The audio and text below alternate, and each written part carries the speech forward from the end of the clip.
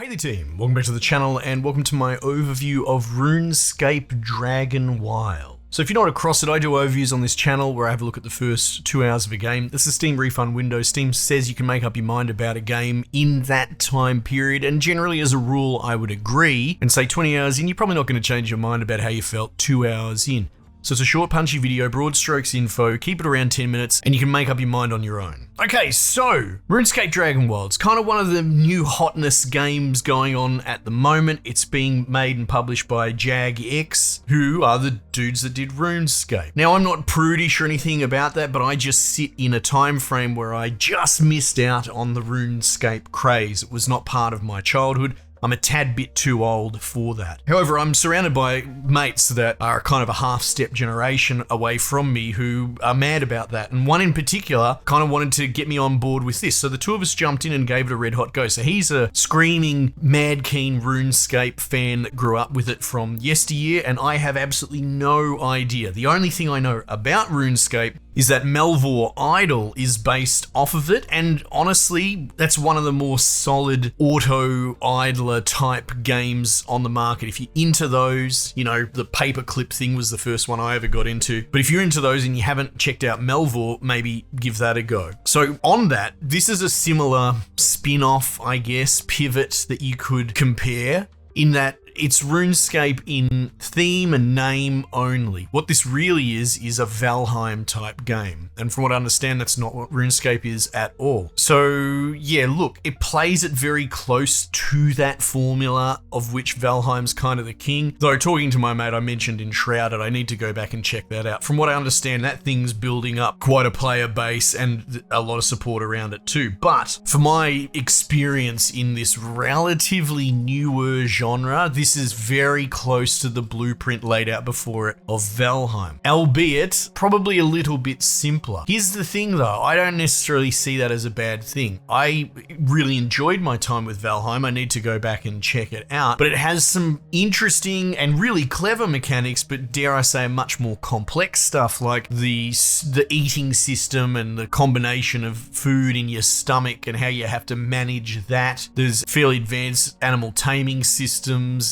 you know, fire, exhaust, smoke stuff, the whole main core loop that deceptively a lot of people won't realize until they get into it is around managing ore and the transport of it between biomes, because you're not allowed to teleport it. So there's a lot of really interesting mechanics. I'm not trying to turn this into a Valheim review, but what I'm sort of getting at is if you find some of those mechanics to be a bit overwhelming or a bit too much, you might actually be much more at home with this. This is, dare I say, a lot simpler, but not in any way worse for it. And something that we talked about, because we're catching up, we're old army buddies basically, and we're sitting in the Discord chirping away, doing a dungeon, which is sort of semi-procedural and fairly, like, I mean, at one point we said, it's kind of a shit dungeon. Like, it's not fantastic, it's just a couple of dudes, a couple of traps all thrown in, but for the setting, which is kind of, you know, beer and pizza, boys in the Discord catching up in their downtime, the pace of this is kind of perfect. And look, take that however you will,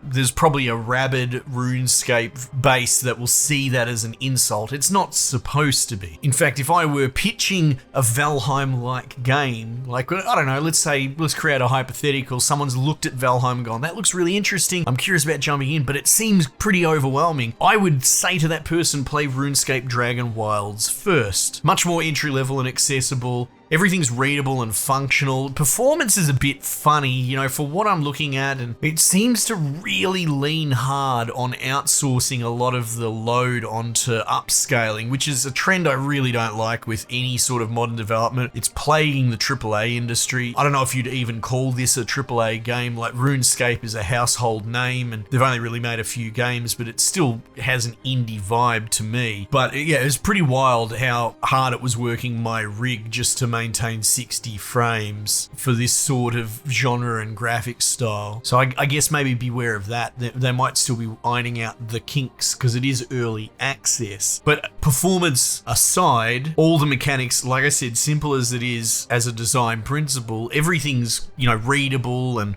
and workable. If you have played Valheim before, all of this will be old hat and come rushing back. One of the main sort of differences, I guess, is there is a rune system. Now, I might sound like such a boomer, out of touch dude, because I have no idea how RuneScape works. It makes sense, it's in the name, but in the magic system, at least in here, runes are treated more like a consumable ammunition type thing. So you'll unlock certain spells by grinding. You know, I actually went in the wizard direction. I found that curious. So I was grinding out these astral stones that you can mine and turning them into rune ammo. And I was really not in much shortage. My wizard staff fired little wind bullets and I had like 500 of them. So that wasn't a big deal. But you unlock different spells through different trees. Like if you do a lot of melee stuff, you unlock this Tempest shield that you cast, but it doesn't use a mana bar. It uses these runes, you know, wind runes or earth runes or whatever. So that's a cool little wrinkle, because that's always been a pet peeve of mine. Consumables in a lot of games aren't really balanced very well because of the nature of the fact that they're an unreliable consumable source, and a lot of gamers on autopilot will just go, well, I'm just going to hoard all these mana potions and never use them. They'll create a build that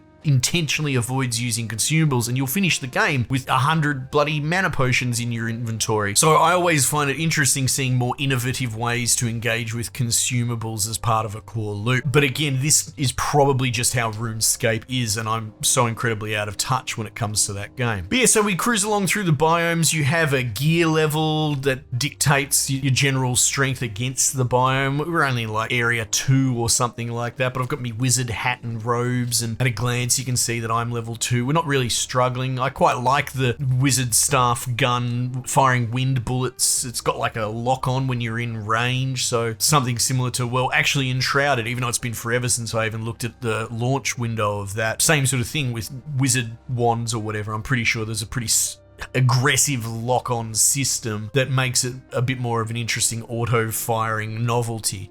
So this has got something similar to that. But yeah, you build your little house out. You manage your survival bars. There's 3 in this. There's food, water, and rest. Again, like I said, streamlined, basic, simple, choose your words, but it's all intentional and it works. It's not that it's falling short because the mechanics aren't realized. It would seem that if you let your rest bar get away from you, you'll have a cap against your max stamina, and hunger and water dictate your health and stamina recharge. So it was cool. You can play this 4-player, so I think a lot of these games usually go up bigger, you know, 6, 8. I'm thinking of Mines of Moria, that sort of stuff. Same ballpark, but this is a little bit more narrow in its scope. But the rhythm we were getting into, especially when we were doing the dungeon, because that was a bit more of a combat gauntlet, would be you just wail on them with your attack until you run out of stamina, and then you kind of rotate each other out, and your stamina recharges fairly quick, and your health kind of recharges fairly quick as well. So there's a sort of a tag me in coach kind of rhythm to it. It's basic, but it's fun. One of the coolest things is, you know, obviously it's called Dragonwilds. I have no idea how big dragons are in RuneScape. More than one occasion I'd be tottering around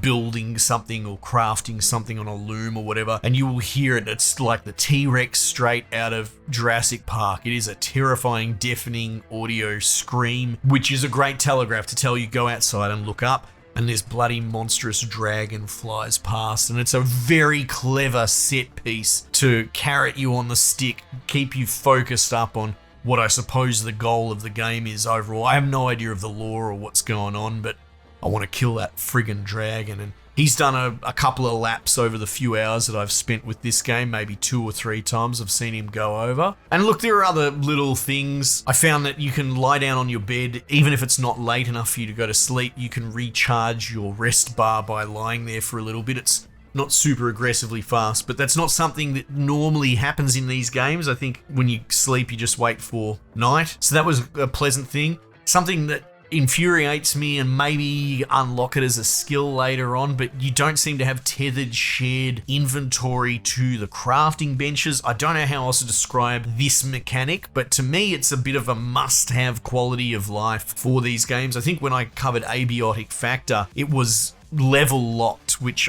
again, I think is a little bit egregious. It's almost like having a first-person shooter, but your ability to left-click your gun being locked behind a level up. Now, that's a bit of a facetious comparison, but the idea that I want to repair my armor at the repair station, but I can't because I have no logs in my inventory. They're in the box literally 2 feet away from me. Most of these games understand that the crafting bench needs to be able to automatically communicate with the surrounding inventory and draw from it, and that sort of thing shits me when it's not in there. Again, it could be a later upgrade or a higher tier version of a crafting bench. It's hard to tell, but I'm just warning you in advance that at least at the beginning, that functionality is not there. Anyway, look, all in all, I had fun with it, right? I have no idea what's going on or how close it is to RuneScape, but it's fun, it's basic, and I was just chatting away with my mate and the time just burnt away before you know it. And we had a great time just catching up and hanging out. So